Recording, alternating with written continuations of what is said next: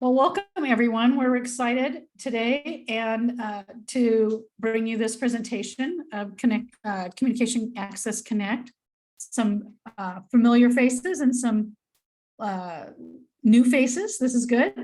I'm going to turn this over to, oh, wait, before I do this, Tim, know that this is, especially since we're AAC friendly here, open up your chat because the conversation, happens a lot in the chat. Okay, so feel free to interject there as well throughout the sessions, but we are definitely chat friendly here. Okay, Tim, I'm going to turn it over to you. I'm the director of community.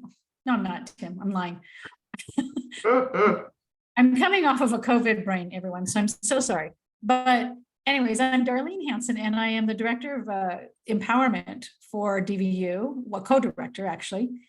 And we have with us today from DVU, we had Ed, who you met. But we also have William Del Rosario, who is an intern with this department. And we have Nina Spiegelman, who is a liaison person for us. She's just a groupie, is what she calls herself. It's true. So, with our department. And then we have Gilda Giron, who is in charge of our outreach program as well. So we'll be hearing from all of us throughout the day. Now I'm going to turn it over to you, Tim.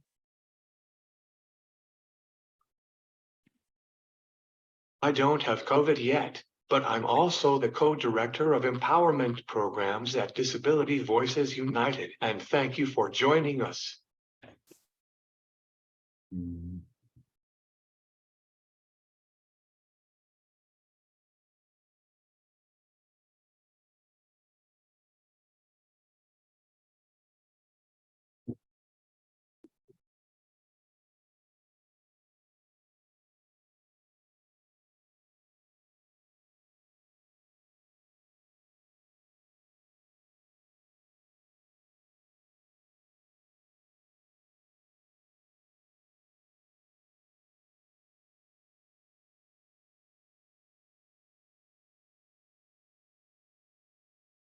Before we get to tonight's program, we are excited to share that we now have our empowerment programs. Darlene and I are co-directing these programs together. In addition, we will be working on developing the Speakers Bureau and projects around supported decision-making. There will be more information on this in the next couple of months, and Communication Access Connect will always be our joy and fun time, outside our busy schedules. We will continue to host the Communication Access Connect meetings once a month, and more topics and speakers, and more importantly, conversations that affect all of us for our communication needs. In this session, we have two guest speakers and will discuss how to effectively communicate using our device for public speaking and presentations. Tips on how to project our message clearly so that everyone can understand us. And so much more within less than 90 minutes, like what different support needs look like, what technologies might support those needs, and how to take on any obstacles that we might experience. This is my favorite part of each meeting because I like to go through my contacts and ask for favors. Our first presenter is Santa Perez. Ms. Perez earned a Bachelor of Arts degree in psychology from Cal State Northridge. She is a member of the Nevada Governor's Council on Developmental Disabilities and sits on many state and national committees. She was recently appointed to the President's Committee for Persons with People with Intellectual Disabilities. Santa is a founding member of People First of Nevada and active President Emeritus of the People First of Nevada. She believes that people with developmental disabilities and intellectual disabilities need to become active advocates in every aspect of their lives. They need to make their mark on the world. Along with People First of Nevada, Santa was instrumental in getting past 3 laws: the People First Respectful Language Law, the Signature Stamp Law, and the Supportive Decision-Making Law. I've also heard that Ms. Perez will be a keynote speaker at CAMA 2023 on May 20th, hosted by Educate4. Our second speaker is Mai Ling Chan, and she is a SLP. Mai Ling is a speech-language pathologist, industry historian, global connector, and technology entrepreneur. Building on 16 years of clinical experience and a lifetime of entrepreneurship, she focuses on supporting disability-focused thought leaders and creating digital products that make a difference in the global special education ecosystem. As an author, after publishing 3 Amazon best-selling books in less than 2 years, Mai Ling continues to spotlight industry leaders on her Exceptional Leaders podcast, now in its 5th year, reaching over 25,000 global listeners. She is passionate about helping people with disabilities, parents, educators, and therapists to expand on their creative ideas and achieve success in their disability-focused offerings. She has also worked with numerous AAC users, such as myself and a few other guests that we had before, in helping us to be better presenters with their devices. Darlene, I think I've typed enough and I'm getting tired of listening to my device. Would you please take over? Yeah, thanks, Tim. So I'm going to get us started with Santa, and know that, again, you can, for those of you who didn't hear, we use the chat a lot. Feel free to put in new messages to each other, thought of the day, however you want, or questions. And we'll come back to the questions and field those usually at the end, but I think May has some activities she wants us to do too. So we're very casual here, but know that the chat's an important spot in this conversation. So I'm going to turn it over to Santa now. We'd love to hear what you think.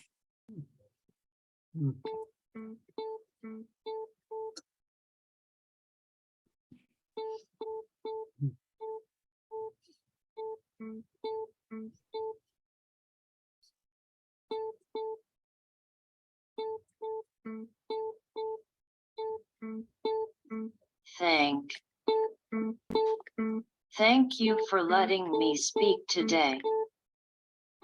Let me tell you how my AT journey began. Throughout my academic years, school through college, I did not use any assistive devices.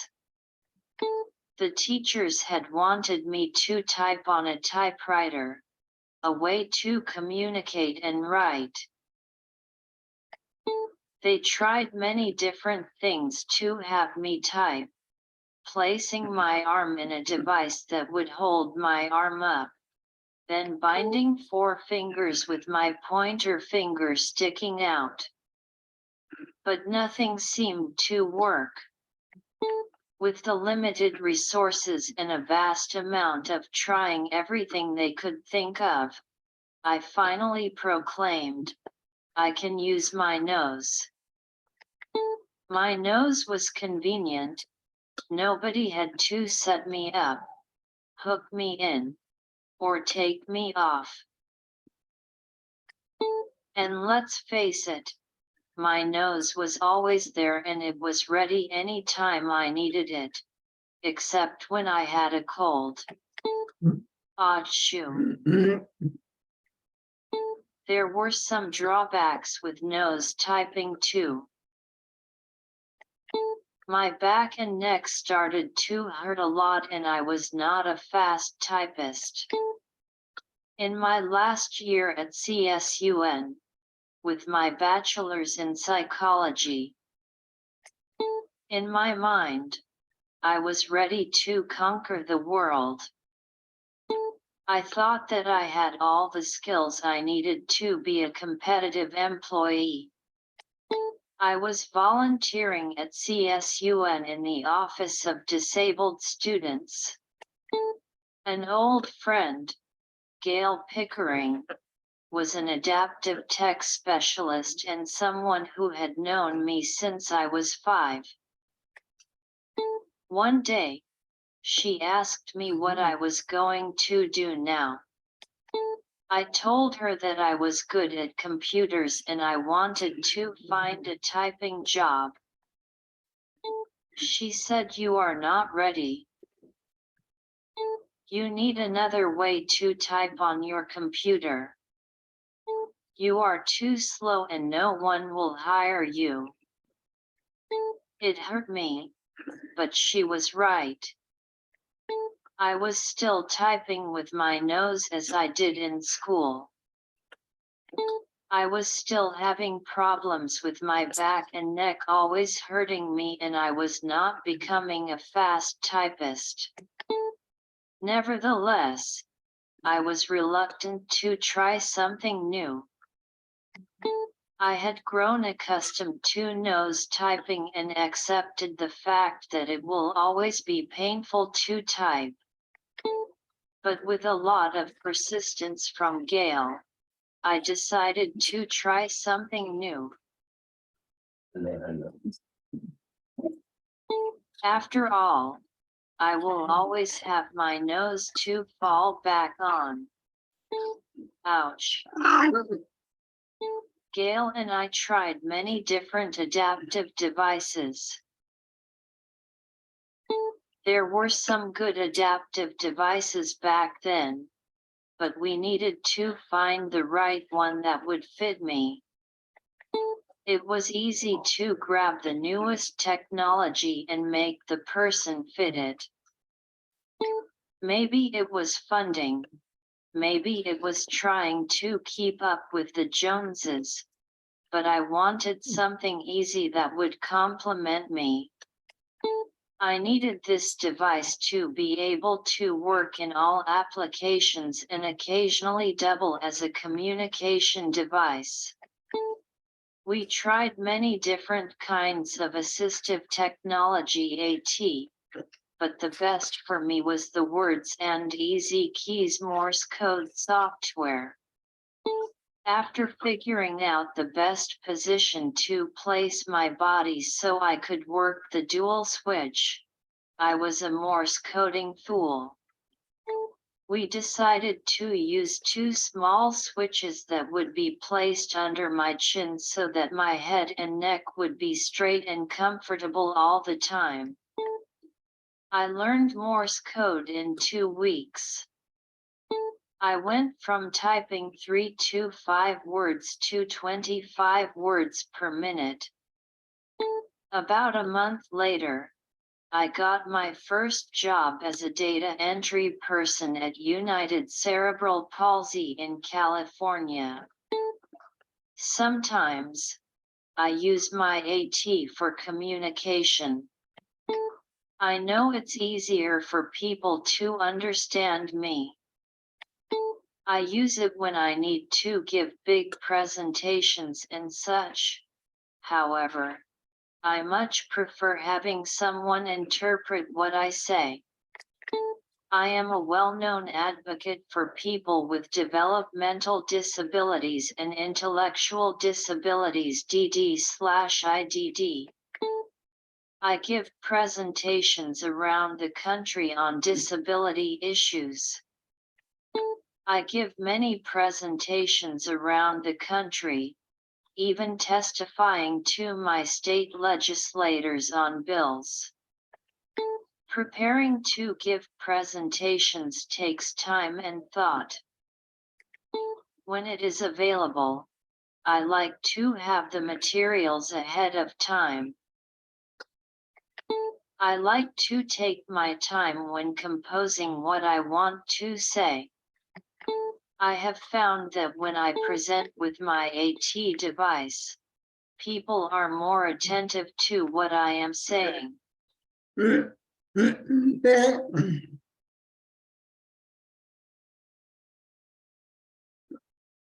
Perfect. So many great points, Santa. Thank you. I'm like taking notes here. Yeah, so many great points. Thank you. I think what we'll do, are you going to stick around with us, Santa? Yeah. Okay, perfect. So we'll move on over to May, and then we'll open it up to the group conversation.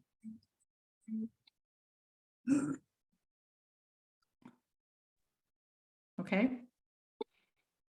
I think she's saying something.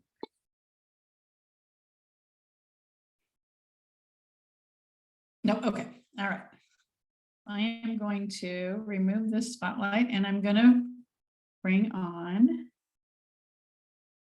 May as a spotlight. Great, Thank you. thanks.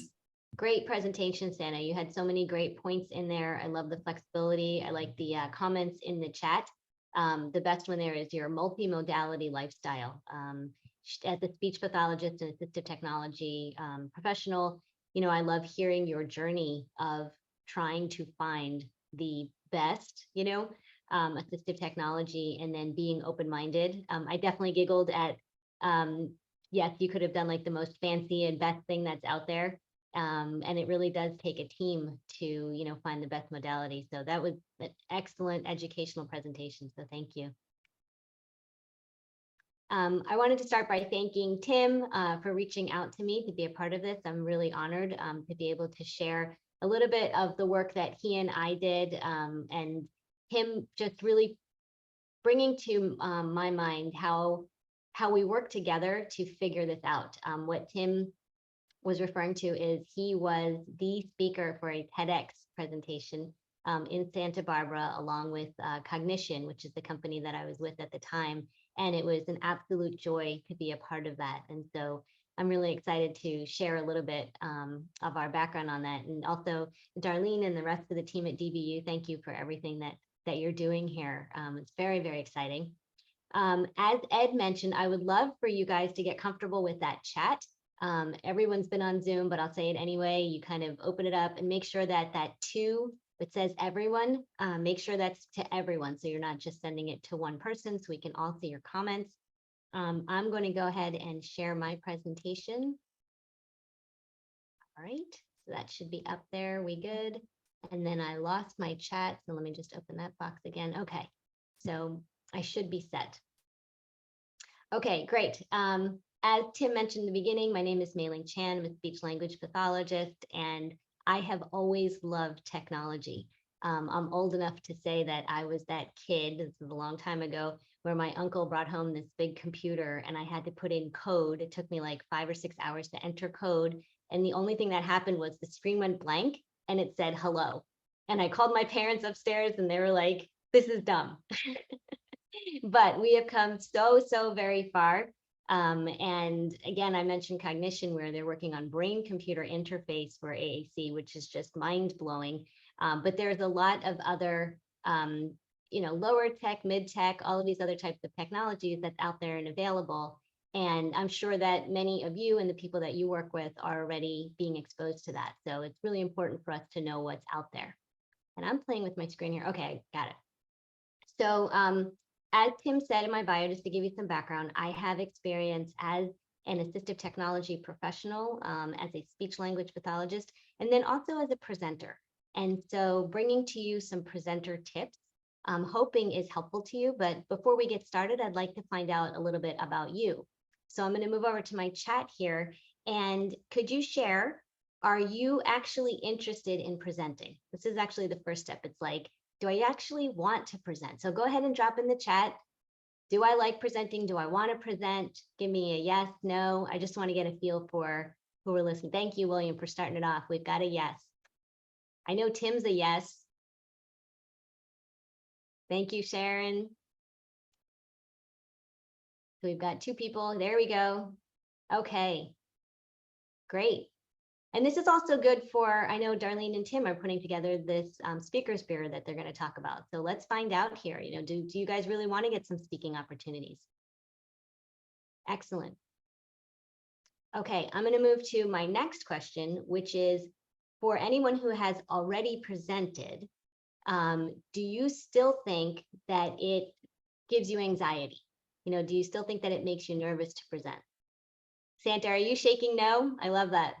Yep, emphatically, nope, she's not nervous anymore. And that's fantastic because it sounds like you're one of our biggest voices, you know, out there for us. Great. Kathleen says a little bit. Tim, how about you? Are you nervous to present? He's like a duck to water. He's like, give me the mic. Yes. So actually, I don't know if you guys know, but these are like one of the biggest stresses in life is presenting, like public speaking, right? Public speaking is still up there. I think Zoom has done a lot to mitigate that in-person feeling when you're, you know, standing there and all these people are looking back at you. So hopefully that's helped a lot of us so that when we are in person, we don't have that flush in our neck, that quivering voice, you know, all of these things that happen. But these things still do happen sometimes when you get nervous. And how that affects us as people who are using our devices is maybe sometimes you might not be as precise as you want to be. You may have, you know, like you get that body flush and all of a sudden you're sweating. I've seen that a number of times just where, you know, the room is just way too hot, you know, for the presenter. And on top of it, your nerves are just making you so nervous. And so these are like some other things that you want to be thinking about as you're thinking of preparing for presenting. Let me see. Carolyn, I do see that. And I don't know, Ed, our Zoom guru, is that something we can help with? It says, since you're screen sharing, we can no longer have a gallery view of everyone. So I'm not sure if that's something that we can take care of as. You can, if you go up to view on your screen and it'll say side-by-side speaker or side-by-side gallery. It's a vertical, but you'll be able to see everybody. So If you you do that as a participant, right, Darlene, each person? Yep, I think so. I mean, I'm doing it as a participant. Okay. That is correct. I've also changed it in gallery on my end in case that helps anybody. But if you'd like to see everyone, as Darlene said, please go to view in the upper right-hand corner and select gallery view. Okay. And then Tyler, I'm going to read this one. I'm interested in talking to groups. I have done this many times before, and I always enjoy telling people about myself and what I've experienced. Excellent. And that is what we're all here to do as presenters, is to share something, give some education, connect. I think that's really important. And to bring some, shed some light, you know, on a topic or an idea, right? So I have a very short presentation, but let's just jump into a little bit here. I like this quote. In giving a speech, it's not the volume of your voice that counts, it's the conviction in your words. And I believe this applies to all speakers.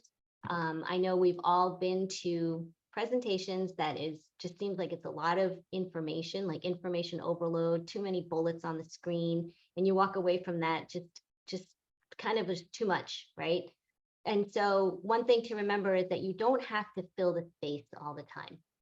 I've also learned that as a speech language pathologist, you know, that I need to give the person I'm speaking with the time to be able to absorb, and then also give them the time to speak back and to create their communication message. So when you're doing a presentation, there are those times when you are giving top-down information. So you are talking to your audience, giving them information, and you don't have to over talk. You don't have to give them too many facts, too many stats, right? It's the power of the message. And so I like to start out with that, just so that you know that you don't need to have that stress on you, that it has to be that you know everything and you have to give them everything. Tim talked a little bit, or tried to intro a little bit, that I was going to talk with you about your devices. I know there's so many devices out there, and so I'd like for you to drop in the chat. Let's find out what we have here. So let us know, do you have a Pranky Romic? Do you have low tech? Do you use your phone, text to speech? What are you using to communicate orally or with the outward words rather than using symbols? Because I think that's more difficult to do a presentation. So I think, I don't want the word orally, I want the word orating, excuse me, in terms of presenting. So if you were to present, what would you be using to design that? So Kathleen says an iPad and phone. Excellent. Kathleen, do you want to share, are you using apps or are you using the texting? And then anybody else, if you want to put in there, or if you are a professional who's here with us, what are some of the devices that you have enjoyed using? because this might be helpful, as Santa was mentioning, is that some people might be using one device or one app and they might need to use something else to present. And that's actually something that I have seen several times, is that people like to use one app for conversation and they like to use a different type of app for presenting. And so I'm seeing Proloquo for text. And Otto says, I use low tech when out in the world, and he's got mottos.com. That's great. With letterboards, excellent. And iPad was Proloquo for text. Let's see, Sabina uses, her daughter uses the Accent 100 with Unity 84. Wow, that's a lot. She's doing great. And then the notebook feature to give a speech. So just keeping that in mind, that Sabina's daughter is using something that you can have more time to create and use. And with the notebook, you can write your speech and then play it later. And so that's something that Santa used in this instance. Tim also uses it, not as often, because he really does, he likes having that more natural conversation. And so I know that Tim does not like to have those preset responses. Yes, thank you, Sabina. I didn't know if it was okay if I could say Himani. Welcome. I know them, love them. Okay. And then Tyler, I often type what I want to read ahead of time on my Apple computer. Excellent. Okay. So that first bullet that I have on there is understanding the capabilities of your device. I know that you are used to using something, it works well for you, but can it do more? You know, can it give you paragraphs that you want to say? Can you section out areas where you'll say this and then you'll come back to a second piece later? You know, things to deep dive into. So if you're thinking about presenting, you're going to want to get really familiar with the device that you're using, the app that you're using. And if it's not giving you those little nuances that you want, that's different than your casual speech, then you're going to have to go out there and research and find other ones. And so I am not, I don't, get any commissions or anything for any of these app companies, but definitely the Proloquo for text has been a good one out there. Notebook is great.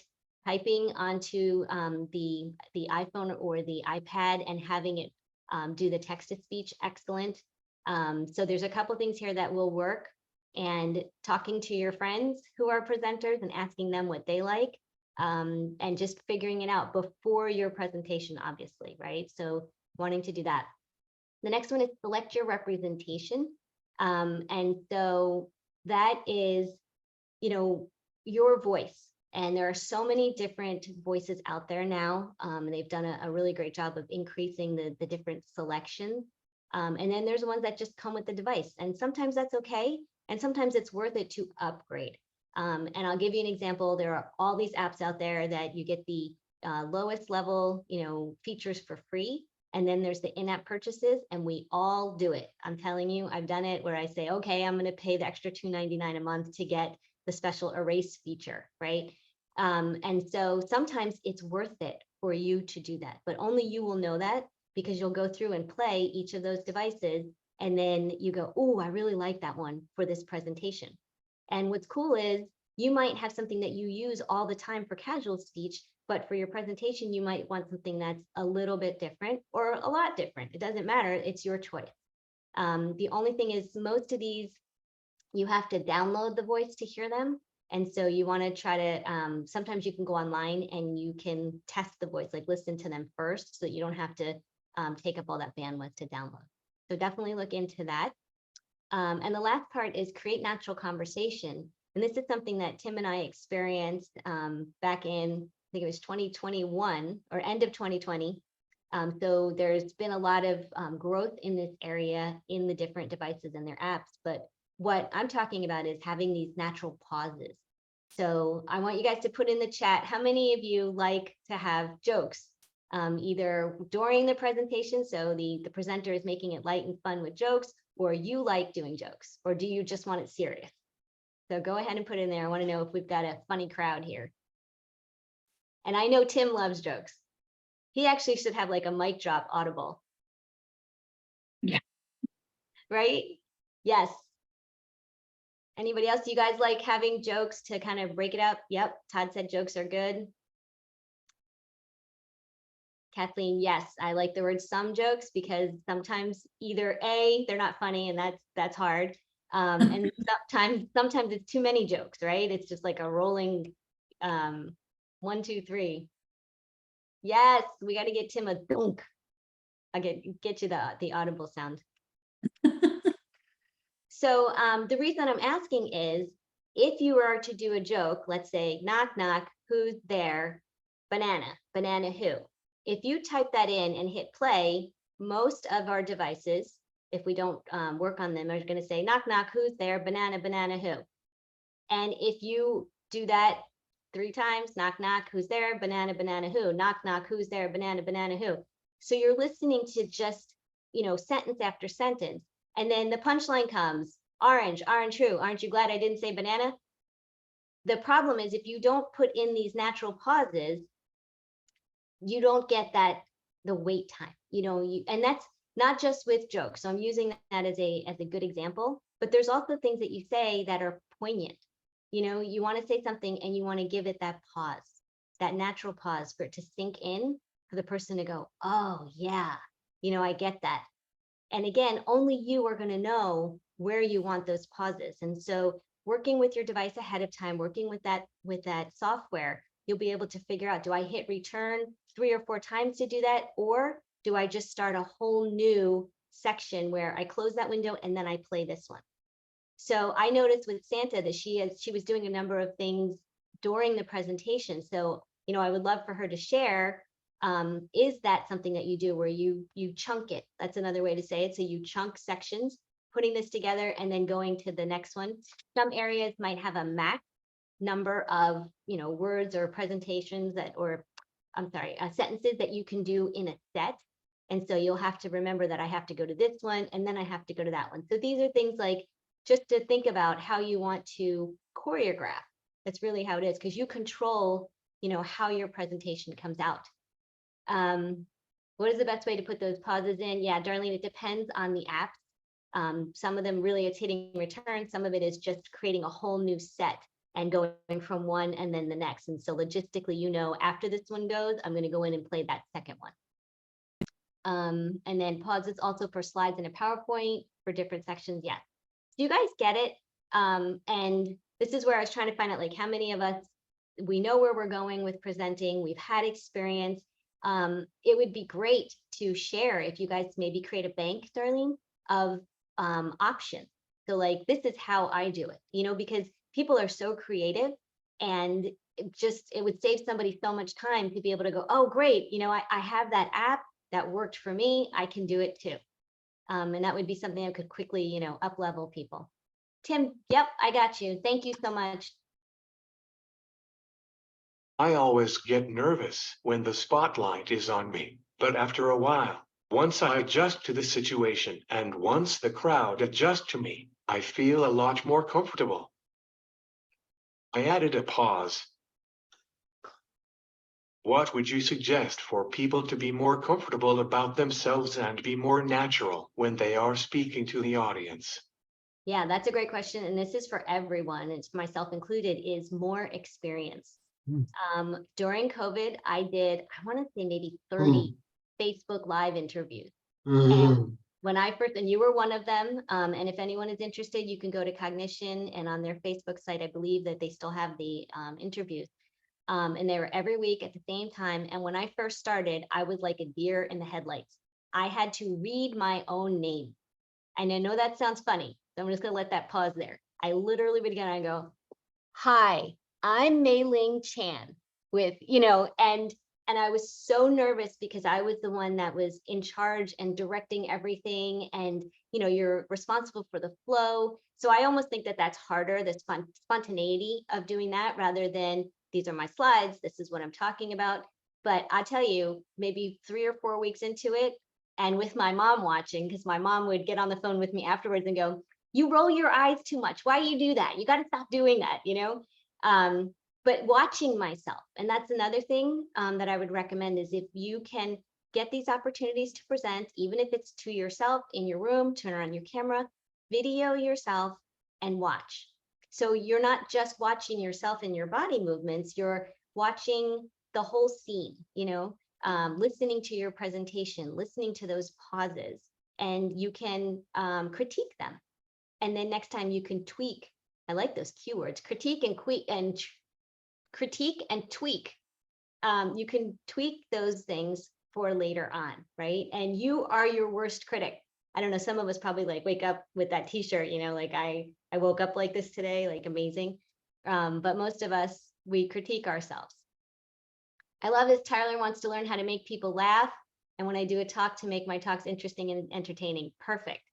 That's exactly what you want. Is as nervous as you are, your audience is also like not anxious, but they're excited and hopeful, and you want them to feel comfortable, just as we just started this just now, right? I have to say I was a little nervous coming on after Santa. Absolutely. I don't know if you guys heard, I have my my podcast, and I love putting people in the spotlight, but I have that reverence and I have the respect for everyone who's accomplished so much. And I always see myself as, wow, that's amazing. Like I haven't done anything at the state level, that's just incredible. And then I get on, I'm like, hi, I'm here to talk about presenting, so everyone also always has that, the imposter syndrome, so that's another like quick little tip for you is you are your own unique person with your own bright light, and the information that you're sharing is important. So, okay, I'm going to go on to the next one. Ryan, I want to clarify for you, Facebook, what is this about the cognition Facebook Lives that I was talking about? I just want to make sure. Let me see, just want to make sure. I just hit my 10 minutes, Darlene. Am I okay? You're fine. Okay, just want to make sure. So Ryan, if you could clarify your question, then I will be able to answer that. Timing. Okay, yeah, so Ryan is saying that. So cognition, COGNIXION. That's the company that is creating the brain-computer interface technology for assistive technology.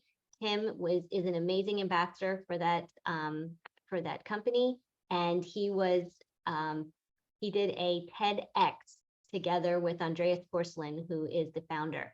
And so if you go to Facebook, I believe that there is the videos, and then Tim, I'm not sure where they have the Facebook Live, where they have the TEDx talk anymore, but it might be on their website. So you know what, I'm going to type that in. That's the name of the company. Okay, so it's funny, Darlene, that my timer went off when this screen came up. Timing. It's really, really important because you get blabbermouths like me who love to talk, and I go over my time. So as a presenter, because you have a structure, meaning like you are using a device that is going to pace out your words, and most likely you're not going to be interjecting too many things because you have it pre-recorded, you really should do that trial run and see how long it takes. And then if you want to carve out time and say, oh, wow, with what I had prepared, I still have an extra 5 or 10 minutes, then you can say, okay, well, in this space, I'm going to ask interactive questions. And that is my next slide, is be interactive. There are some situations where you stand up and you speak and you're done. But nowadays, especially with Zoom, and because there are so many people that come from so many different areas globally, it is so important for you to interact with the audience. I hope that you enjoyed the intro that I did, which is a little bit of that, just getting to know each other, trying to make this not so stuffy. Tim said it had to be interactive, but this is just a really good way for you to also bring that into your presentation. And so once you do the timing, which is, how long is the core going to take, then you can go back in and say, okay, I want to do some stuff at the beginning, I want to do some in the middle, and then at the end, typically you want to have questions. And the question part, I have asked questions. I've been asking questions kind of through this so that I know my audience. So now I know that we have some people who have been presenting. I know we have people who would like to be presenting. I know that you already have some experience with the apps that you're using, and how to use them for presenting. So that kind of gives me an idea of like where I should be focusing more. So if everyone said, no, I've never presented before, then I would be adjusting And quickly, I would be adjusting to, whoa, okay, I have a whole room of people who want to speak but haven't spoken yet. And so you would have already had everything created, right? And so I think that we need to educate our audience and say, okay, now that I know that everyone here is new to presenting, I'm going to take a minute to add something that I think is important and do it. We all saw in the beginning that Tim took some time to actually create what he was saying. So he did not get on and boom, hit his preset, welcome for you guys. I have found that it is so important for people who are not used to, comfortable, experienced with AAC users to be involved in the creation of communication using the device. You are educating them and they will in turn, they'll be ready for the next time. They'll be able to navigate the nuances of speaking with someone who uses an assistive technology device. But if we don't give them that opportunity, then they're going to leave us not knowing. And so I've loved watching people use devices and take the time to actually create their sentence. We can wait. The whole world can wait for you because what you have to say is so important. So if nothing else, I hope that you keep that takeaway that, you don't have to try to increase your timing, to try to make sure that you're within the time frame. I know that, a lot of our people who do presentations and they organize events, myself included, we always give a little extra time, even though we're like, you only have 55 minutes. We know that it might go over. And so, definitely be judicious with those choices, but there are times when taking the time to create your response is poignant and important and informational. Okay, and then last one is use your body language. I have this little guy here because I want to show you an example, is that if I'm this close and I'm talking like this, you can't really tell if I'm smiling or if I'm upset or mad. And so just using my eyes is not enough. So I'm going to back up and show you that if I move all the way back here, okay, when I speak, some people move their hands a lot. And that's, oh, here's my puppy too. And that's another thing that my mom said to me. She said that I was on Facebook and she said, and once in a while, your hand comes across your face, And so that was just too much. And it's things that I needed to think about because I wanted to be perfectly poised. But for some of us, we have extraneous movements and we have things that make us us. And only you can decide if that's important to share. I see Tim. I see you. Do you want to unmute, Tim? Thank you. Many of us choose a voice on our devices to identify us to be unique to ourselves. As a person who is Korean American, I don't think that I have an Asian accent with my natural voice, like my parents who were raised in Korea. How does one uses the right voice with the right accent on their device? Do you have any recommendations to us? For example, I'm not a child anymore. Yeah. I would not be using a kid voice on my device to speak with others. Or use a British voice because I'm not British either. But here's the thing, there's nothing to stop you from doing that. And I have a great example. My cousin, his name is Wing Ho Chan, and his American name he chose is Justin. Wing Ho Chan, born in America. His parents are 100% Chinese. Mom did not speak any English and lived here for like 20 years. Okay, like heavy, Chinese accent in the home. He speaks perfect English, is an English major. He does poetry reading in a heavy English accent. The first time I heard him, I was like, who is that? It's like, I was shocked. And you know what? He loves it. He's joyful. And he's like, that is my shtick. That's me. That's my brand. And that's what you get to do, is you get to create your brand. Like right now, I'm here with you guys. I'm Mai Ling Chan. This is my brand, and if when you do this type of presentation, you want that voice, go for it. And when I do a podcast, I want that voice, go for it. So I love that we can now do that. And honestly, for me too, like what's to stop me from having an accent when I do my podcast? Nothing. And if we can get into deep communication conversation here, is even professionals have different brand voicing. So like Darlene, when you're up here speaking as the director, I'm the director of blah, blah, blah. And then you go home. Do you go home to your husband and say, I am home from my day of work today? Right? So we already do that type of change or shift. And so definitely, use the voice that you feel is best for that situation. Otto, I love the Australian voice. I love that. My Siri is Australian. And I'll just tell you another funny thing. You can, you put your name in your phone, right? So maybe about 5 years ago, my son took my phone and changed my name, and I never changed it. So now my Australian voice, I'll ask, hey Siri, can you blah, blah, blah. And he'll say, I can't find that, you hot and sexy woman. I don't have an answer for that. Yeah, I don't have an answer for that. So, I mean, do whatever you, and there's no one to stop. If someone got my phone, they'd be like, your name's your hot and sexy woman. Like, yeah, that's funny. So do whatever, what makes you happy. I think that's what's so important.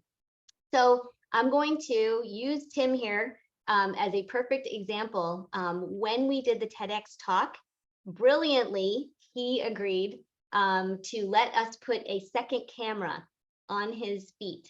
And so I don't know if you guys know, we probably do by now, that he uses his toes to access.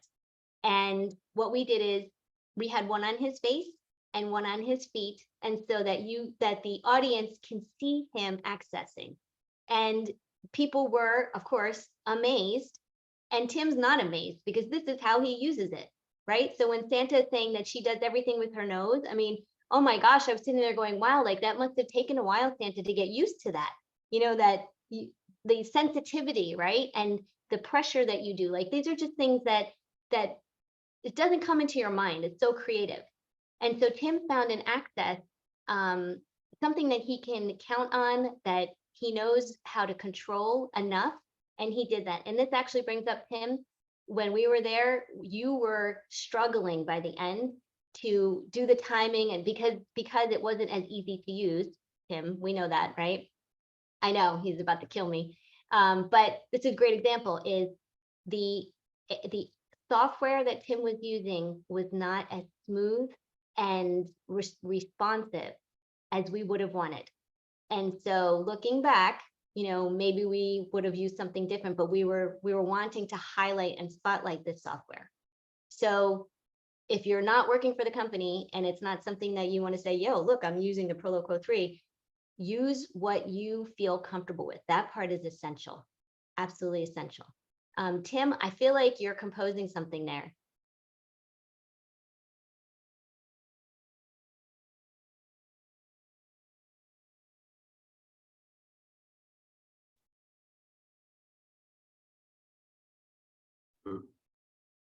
I was sweating as if it was pouring in my clothes.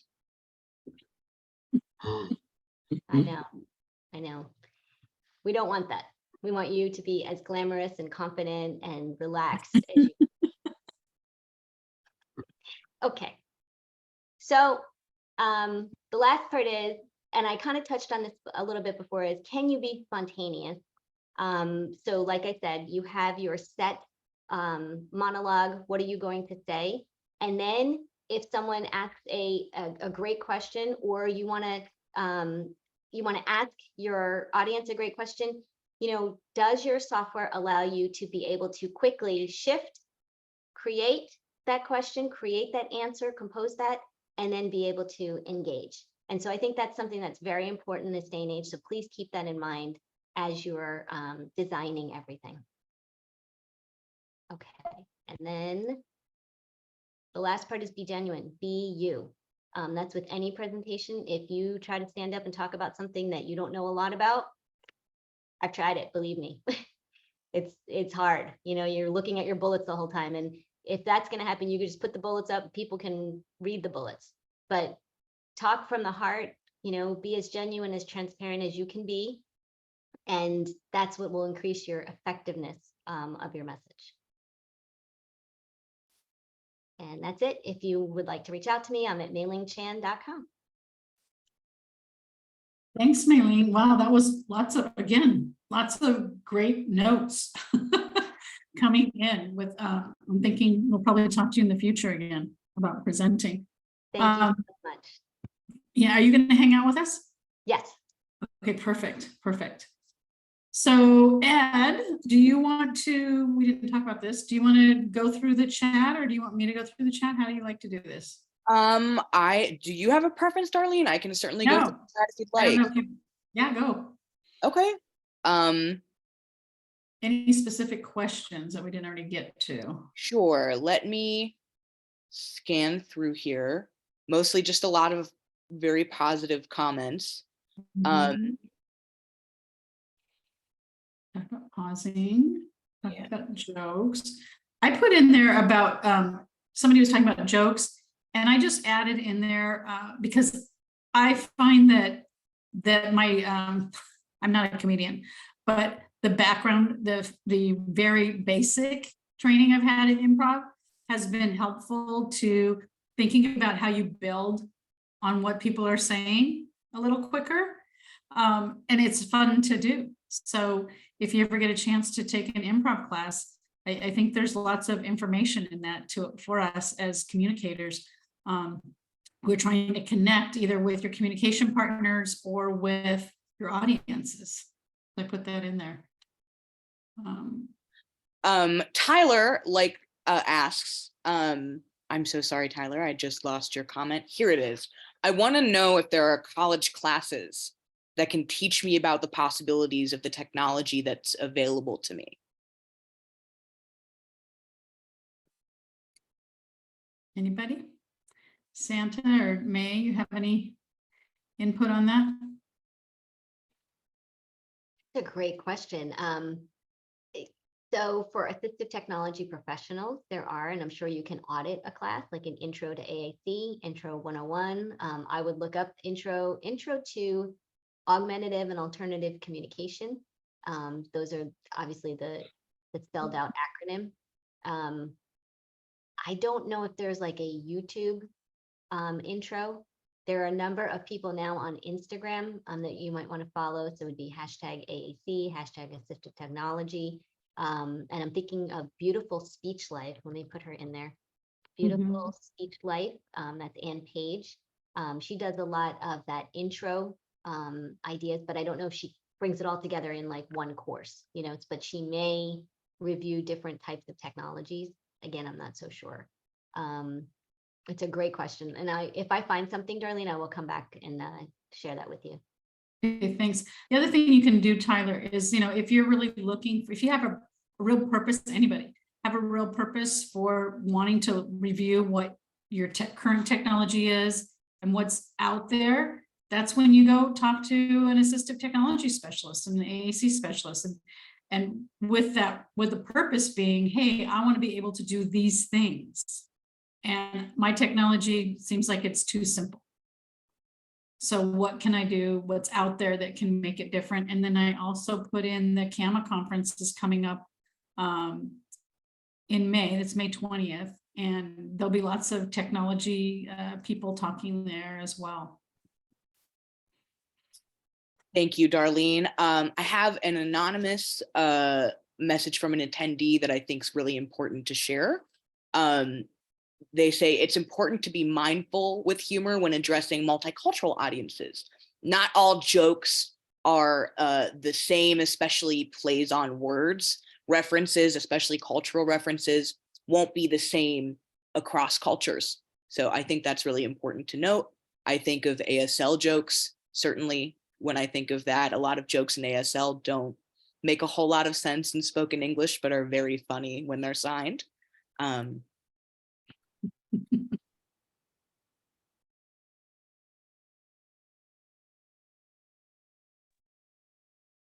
I have another question from Tyler, which is, I'm wondering how someone's feet can help with communication. I would like to see this demonstrated in the future. So like different modalities of communication folks are asking about.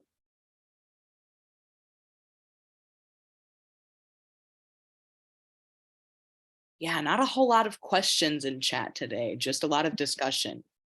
Yeah. People were talking about the different voices. I love that conversation too, May. about what voices do we pick? And the fact that, you know, there doesn't seem to be a lot in the teen world. Wouldn't it be great if we had like a guy teen where the voice cracked? Oh, yeah, like your voice is changing. Yes, that's really cool. There are some better ones though. There's one that is a Tim, you know this gentleman. I can't oh my gosh, let me find his name. And it is like a more of an African American, and he uses it for poetry. And it has little Latif? say it Latif again. McCoy? Yes, Latif? yes, Latif. Perfect, thank you. Yep. And I don't know where he got that voice, but I know that Tim knows. I Yeah. guess so.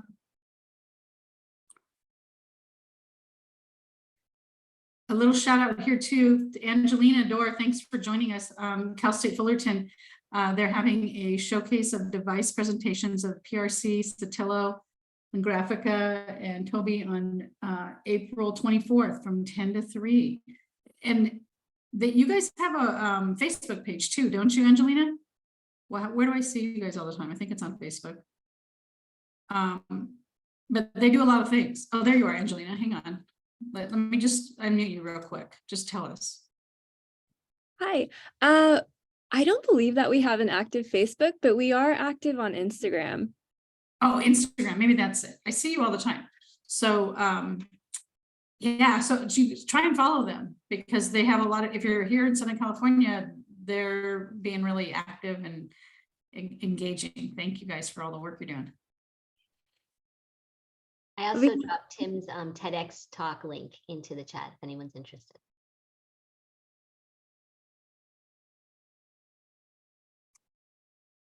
And let Tim still type in about what he's typing about. Stephanie's asking, do they have an adult device? Like, not sure what you mean, adult voices? They do have adult voices.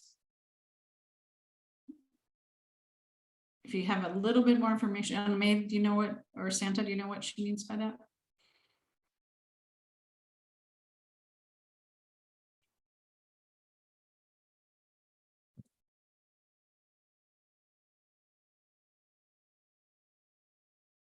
And Lisa's asking about slides that can be shared. That's up to May. If you have your slides for us to share, we're happy to share them. Otherwise, all these presentations that we do each month are recorded and logged in, archived in on our website. Maybe Ed can put the link for that in there, and then you can always go back, like we had Latif speak one time, and you can hear him speak. You Stephanie can says always costume your own voice. For example, if I like May's voice, there is a company out there that will record her voice and I can use it on my voice as my own voice. right. There is that technology coming about.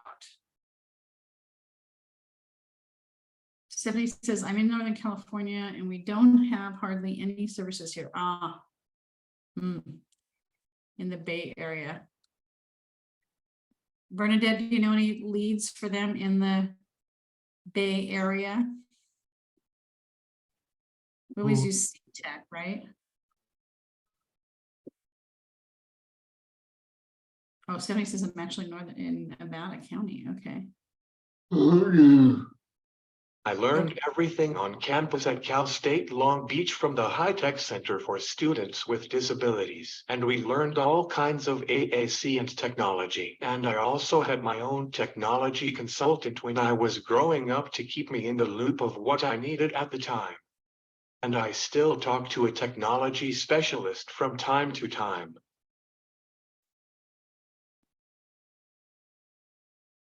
It's good to stay in that learning things. Stephanie says Nevada County is very slim to none for services for adults. Okay, that's good for us to know because we're always working to build more networks, right? Here at DVU. So we're going to write that down.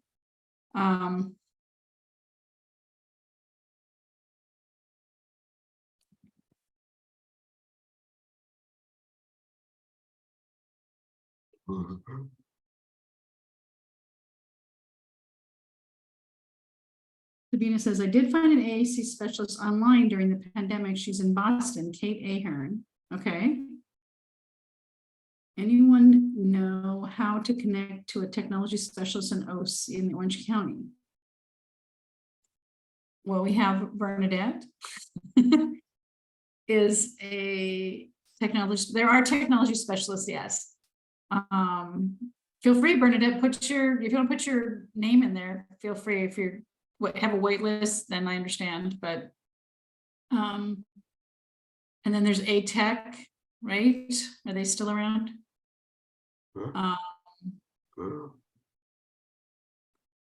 Mary, if you write to us, we can give you some people that we know.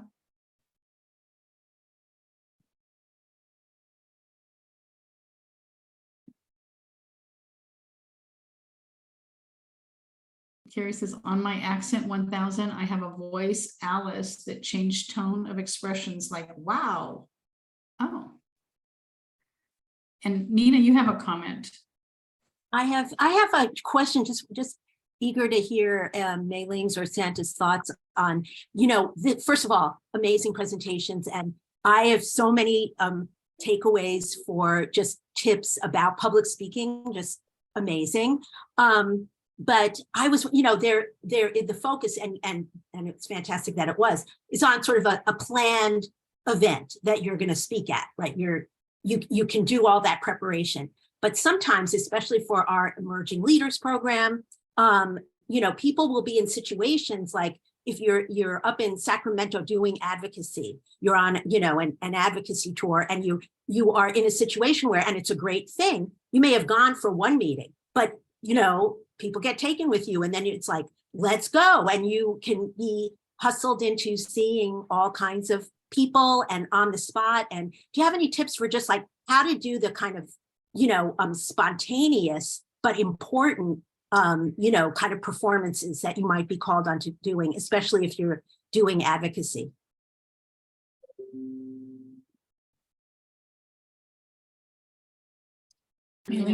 Yes, or Santa? Santa Yeah. always. I believe Santa's composing, and then when she's done, I'll add in. Okay. Why can't I see Santa?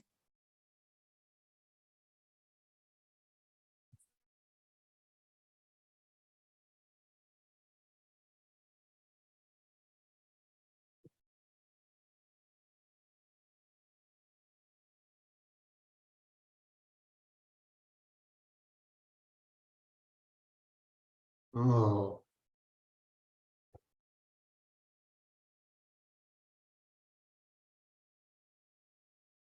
No problem, Santa.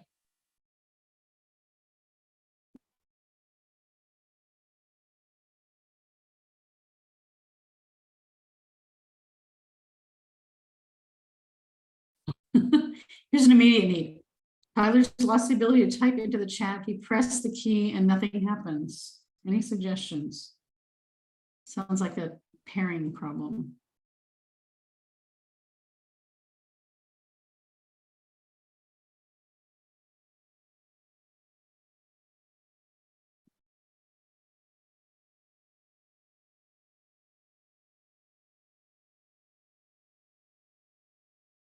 Stephanie, you can feel free to write to Tim or I, Tim at dbunited.org or Darlene at dbunited.org, and we'll be happy to see if there's anything we can do.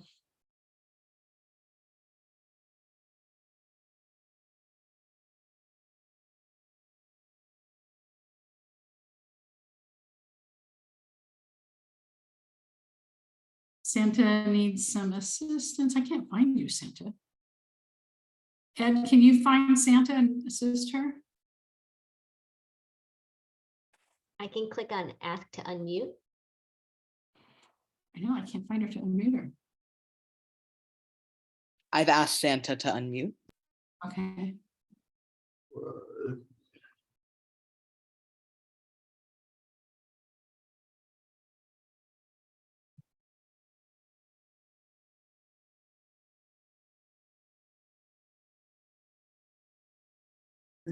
Santa, you should be able to unmute. Great, thank you. There it is.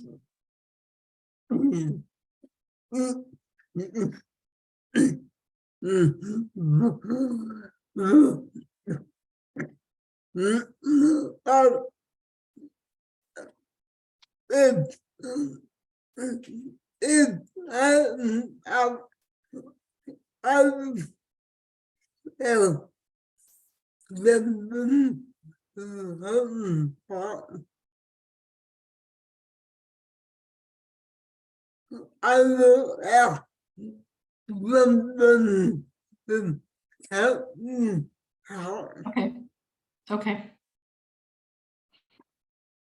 You asked someone to help you? Mhm. That's a strategy you use?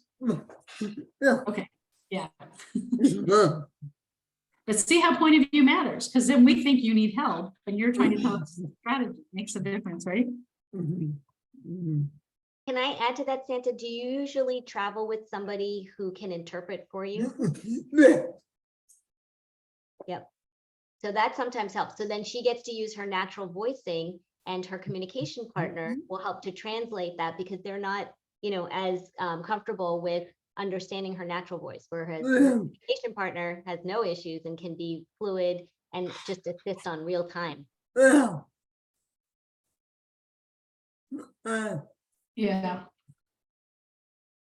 Can I add to that, Santa?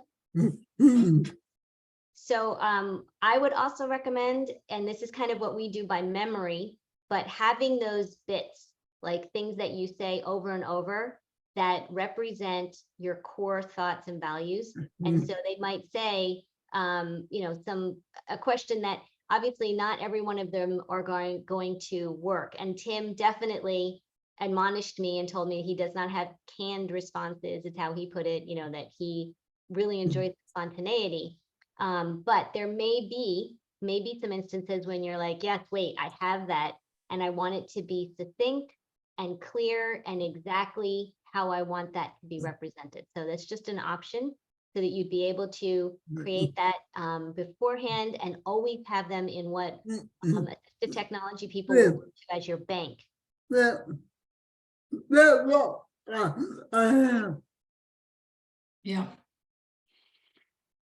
I was thinking about making sure, I think it's important as a listener that the audio is clear.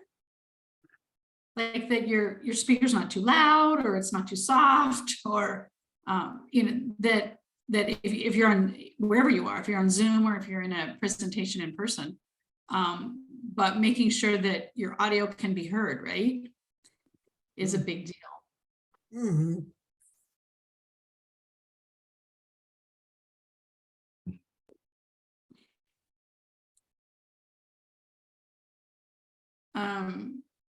Oh, you wanted I'm assuming you're talking about Trinity. I'm not sure, Lorena, what you're asking for email or number for. She's asking for the email or number for, she says, the assistant technologies in Orange County. I'm not sure. Yeah. Okay, so A-Tech. Oh,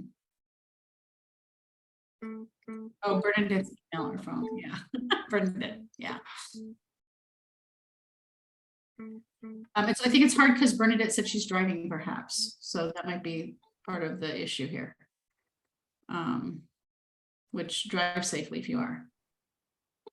A voice speed I use for Zoom's slow. Yeah, also the voice speed, that's a good point. You can change your intelligibility, your ability to be understood by the rate of speech that you have on your settings. So if when you're watching your video of yourself, you're like, I don't know if that's really clear. Think about changing that. I was just talking to somebody who has a new device today, and I'm like, oh, you gotta slow that down.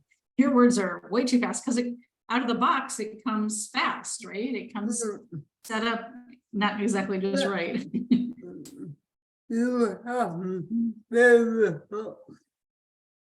Mhm. That's right. Lorna reminded us, she's our interpreter, that the importance of good audio cannot be stressed enough for overall accessibility. So it's like if your session, if you're doing a Zoom session, it's being interpreted for sure.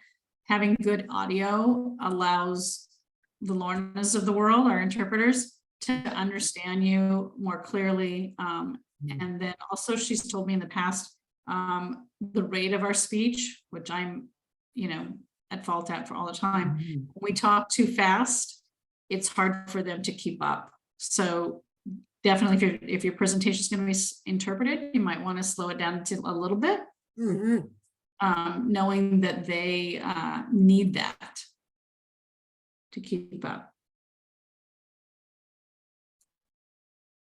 William says a Bluetooth speaker if needed.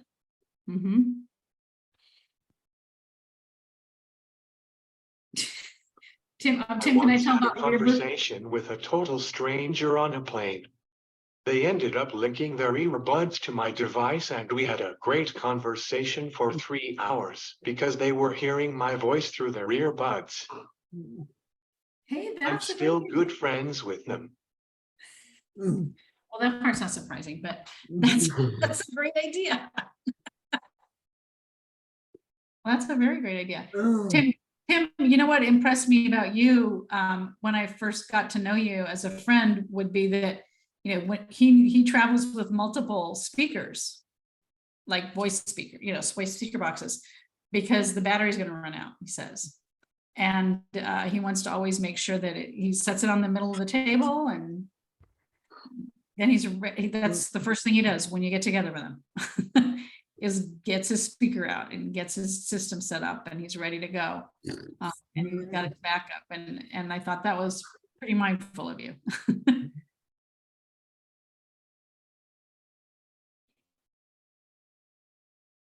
Lisa says, do AAC fairs and therapists offer resources on RPM or S2C? Do AAC fairs and therapists? Well, sometimes. I can talk to you more about that, Lisa, if you want to email me. But sometimes the therapists offer. Okay, maybe. Sabina says, we're also working on having a story time adapted for AAC users in the library so they can participate and engage during story time. Oh, that's a great one.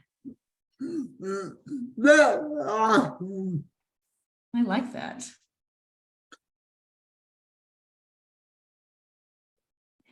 Yeah, Gilda, why don't you talk a little bit about what's coming up for DBU? Yes, I would love to. Hi, everyone. So my name is Gilda Hiron, for those who don't know me, and I'm the Director of Outreach and Leadership Training at Disability Voices United. We will be opening up our applications for our Emerging Leaders Program starting March 1st. And applications will be open March 1st through the 31st. The Emerging Leaders Program is a 5-part training for people with disabilities and their families. The program gives self-advocates and family advocates the skills needed to take leadership positions in their communities and state and to advocate for systemic change. If you are interested, we will be posting our application on our website, on the DVU website on March 1st. And we have an informational meeting Thursday, March 16th from 5 to 6 p.m. And you can also email me if you're interested in applying, or if you're a professional and would like to share a flyer, I would be more than happy to email it to you for you to share with your networks. I'll put my email in the chat if anyone's interested.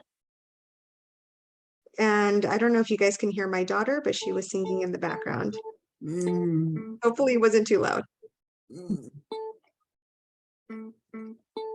I think the emerging leader workshop is a good, you don't have to do it to do the Speakers Bureau training that we're going to have this summer, but it's just another good resource to start building those skills. The Speakers Bureau is only for self-advocates, but the Emerging Leaders is for self-advocates and family, correct, Gilda? Yeah. Yeah. And there's Gilda's information. Great. It's important to know, I forgot to mention that it is for people who live in California. So that's one of the primates. I know you have a lot of people from different states and so. Yes. One more note is if you are in person is to make sure that there is accessibility for you. I'm sure you all saw the recent headlines for a Denver councilman who was not able to access the stage. And so please make sure that you let them know that you need to access the stage and they need to accommodate that. Good, it's a good reminder too.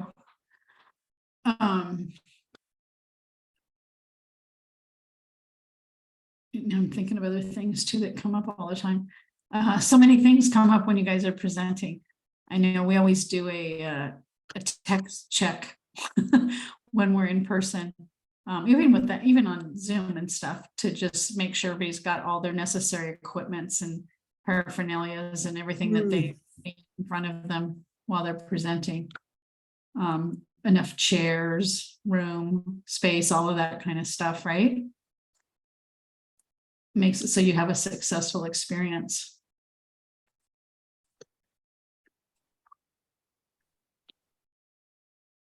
Oh, thanks, Otto, saying he's liking this. Let's see what else. What else was I going to say?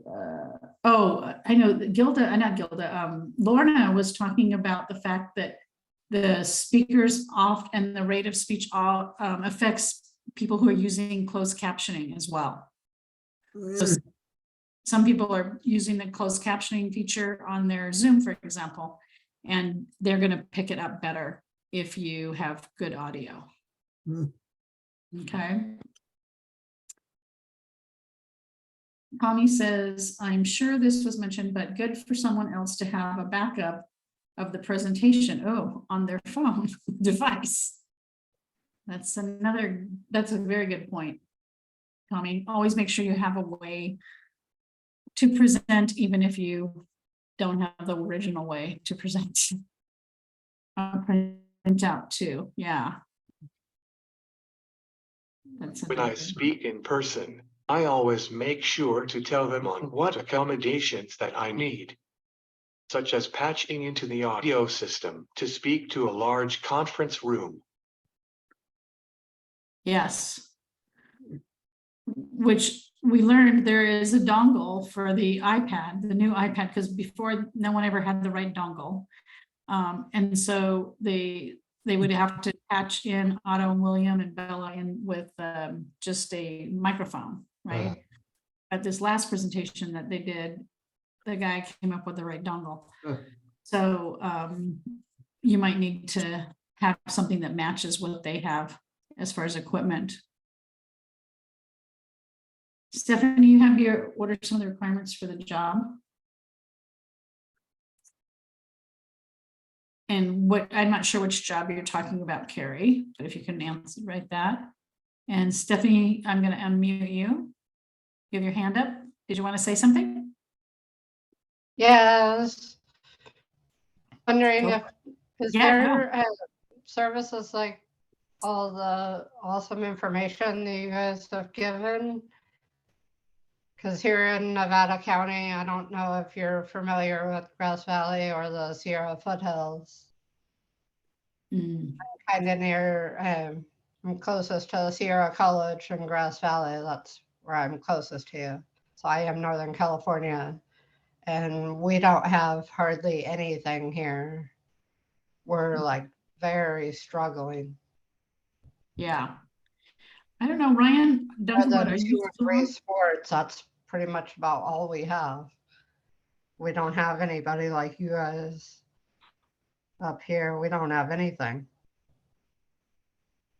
Okay, well, we're gonna see. Oh, Ryan, you're here. Ryan, are you in that area living wise? I don't know if you can put in the chat maybe for us. I don't know if you guys know each other, but to me, Ryan lives way up there. So I don't know if that's where you are. Well, yeah, I was wondering if Sacramento maybe has anything. Did you check out anything in Sacramento or Davis? Yeah, they said that they only do it for their people.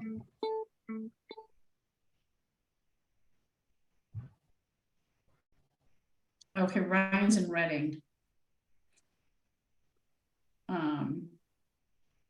An alliance had a. That's what we're really struggling with.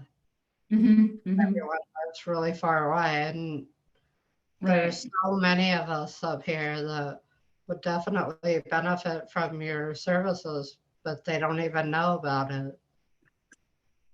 Because I'm the only one that just happened to find out about Disabilities United. You know, tell your friends for sure. We don't provide the services ourselves. We're acting as a place and a space where people can gather and learn more information and share what their needs are, like you're sharing. And then when we have any opportunities, we're advocating for just that, you know, to just remind people that your area in Nevada County doesn't have any availability of services. So it's good for you to share that with us. And then I've even gone through our county, and they're like, the pickings are very slim. Right. Like Darlene said, it's really great. This is great information for us because the more we know and we can share that there are that's what we have been noticing in terms of people's access to services, that there are real gaps geographically. So this is thank you for letting us know about that. And can I just ask what regional center you're with? I'm with Alta Regional Center, but I don't have a case manager now. Because my case manager had to leave. He had to leave the country. Thank you. Thanks for that info. They're supposed to be, what do you call it, interviewing people, but I haven't heard anything. Because the boss at Regional Center said she was going to be interviewing people in the next few weeks, but I haven't heard anything back from that. Yeah. Unfortunately, that's pretty much the same issue with a lot of my friends up here.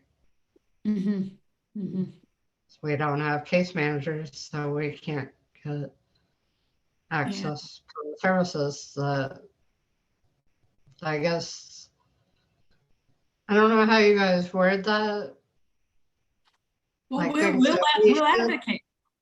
That we should be able to get, but haven't been able to. Right. So we will advocate for that for sure. And like you said, please join us, continue to join us on these third Tuesdays of the month at 4 o'clock. We do wrap up right about now. We've got a few more minutes, but we're going to take our closing words because we hold true for our translators and ourselves as well.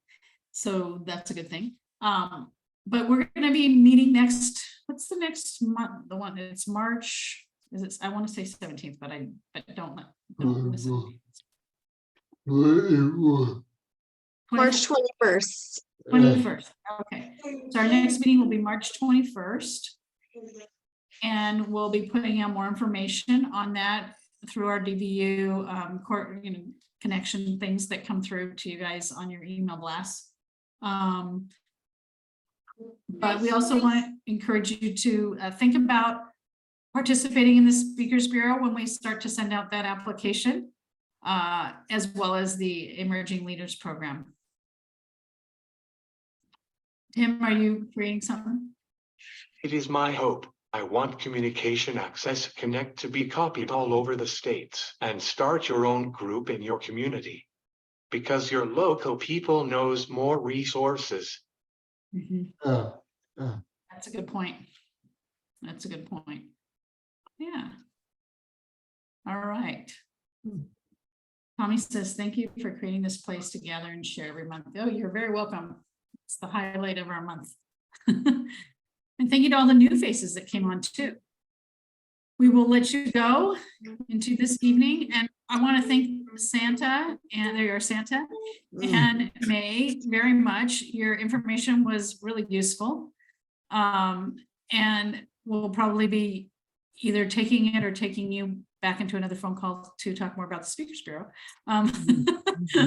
Because as we get that. Yeah, no, it was perfect. Don't forget, you guys, the CAMA conference is coming up May 20th as well. All right, don't forget about that. Thank you, CAMA, for your support to us as well. And yeah, that's everything. Santa and May, I owe you dinners. Thank you so much. CAMA is virtual. Thank you. Good night, everybody.